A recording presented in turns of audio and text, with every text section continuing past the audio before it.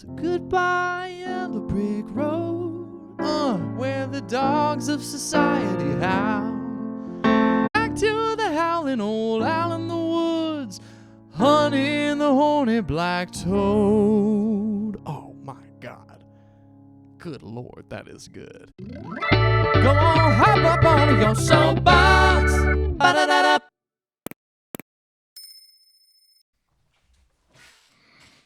Hey, y'all. Welcome back. So today, I want to talk about something that is near and dear to my heart. And I was thinking I should talk a little bit about Elton John. And today I specifically want to talk about one of his albums, this album right here. Hold please. Boom! That is Goodbye Yellow Brick Road. This came out in 1973 was when this was recorded. And if you don't know this album, well, lucky you.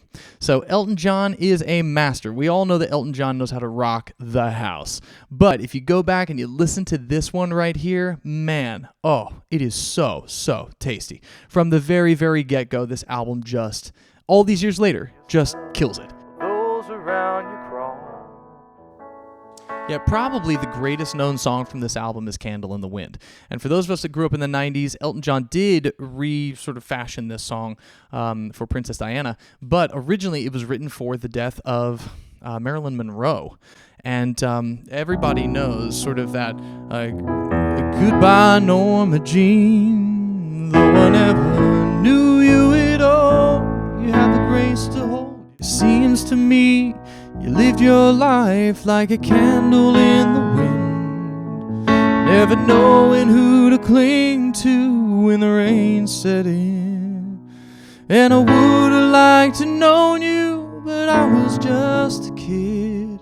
Candle burned out long before your legend ever did. That's a really awesome, that is a brilliant lyric. And I want to say the music is by Elton John, but the words are by Bernie Taupin? He also worked with Tim Rice as well, who is also known for doing musicals, things like Aida. First Broadway show I ever saw was an Elton John show, Aida. Really, really good. If you haven't checked it out, please check it out. It's very, very good. Another couple of things that I love about this album. First off, you got some serious grooves on this album. There is one song that I don't really go for, and that is Jamaican Jerk Off. It's he's borrowing some Caribbean-style rhythms there, and I get that he's trying to kind of do a funky thing, but it feels a little bit like, ooh, especially considering the history of the British in the Caribbean Isles. He went there. So, I know I've talked about this before, and I just geek over this stuff, but what Elton John does here is that he starts in what seems to be...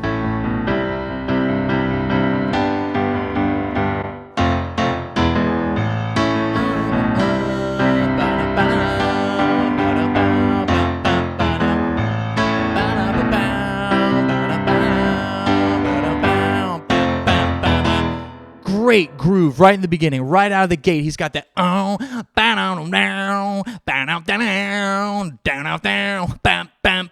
so it sounds like that's A major, but then he takes up to the minor 3, so it kind of tricks your ear into thinking that you're in A minor, right? Still uses the major 5 there, but he's using this trick of the minor 3, which is really tasty. And then, when he finally comes in with the verse, guess what he does?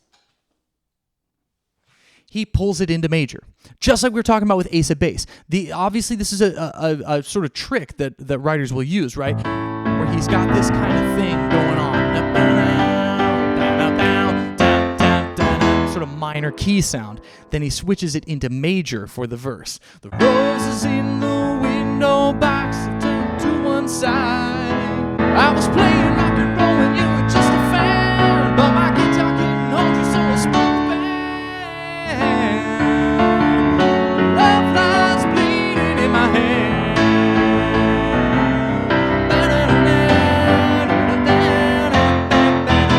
Ooh, yeah, that is nasty. That is tasty. Maybe it's just my novice songwriting. Maybe it's just the fact that I don't really know recording music, how to record music and arrange that very well. But that to me is just funky. When you have that great major feel and then you launch it back into...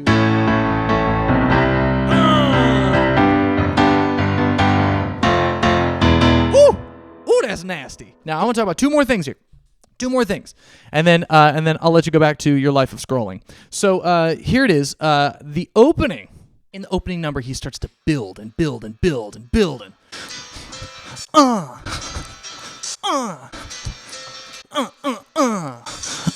and then what does he do? He's got the symphonic sound. He brings in the motherfucking castanets. Who uses castanets? Double that shit up. Woo! Oh my God. Hold up. Just wait a second. Castanets.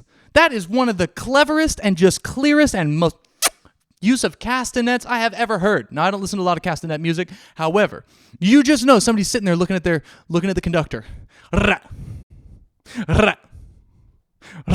Oh, that is so tasty. It is so tasty. You go listen to Funeral for a Friend, because Funeral for a Friend is a huge symphonic experience. It goes on and on and on, and it starts real soft. It just starts with blowing wind, and then by the time you get into the middle of it, it just turns into this absolutely rockin' tune, and then that spills right into Love Lies Bleeding. The roses in the window box again. Oh, it's so good. It's so good.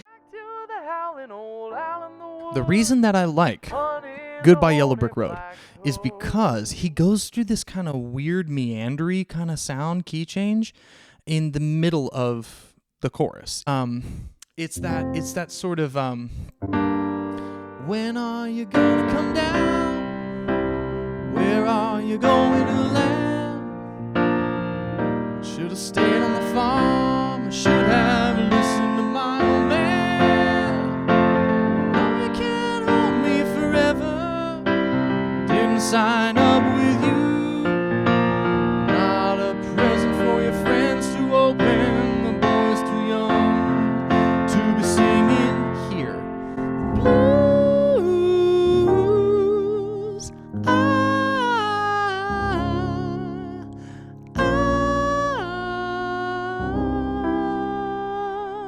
Then he does this. Check this out. So goodbye, yellow brick road, where the dogs of society howl. You can't plant me in your penthouse. I'm going back to my plow. Oh, I finally decided my future lies beyond the yellow brick road.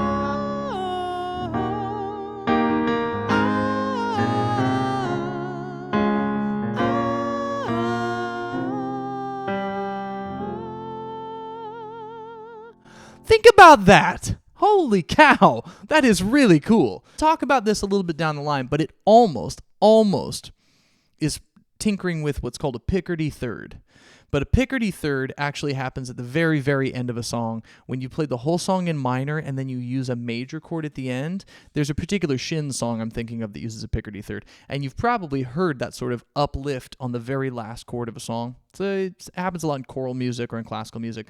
But a Picardy third can be a very, very useful thing. And that's almost what it feels like there. It's not a Picardy third, but it almost feels like it.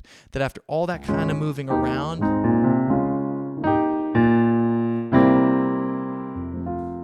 it lands you in an uplifted place. So man, I think this is just a sick ass album. After all these years, I went back and listened to it today, and it is just so good. I mean, Gray Seal, Social Disease, Saturday Night's All Right for Fighting. You got a lot of really, All the Girls Love Alice. You got a lot of really great songs on here. So I encourage you, if you haven't listened to Elton John's Goodbye Yellow Brick Road, just go out, check it out. It is so, so good. And listen to the music. Let us know what you think about it. And if you listen to it and you decide you don't like it, tough. Damn!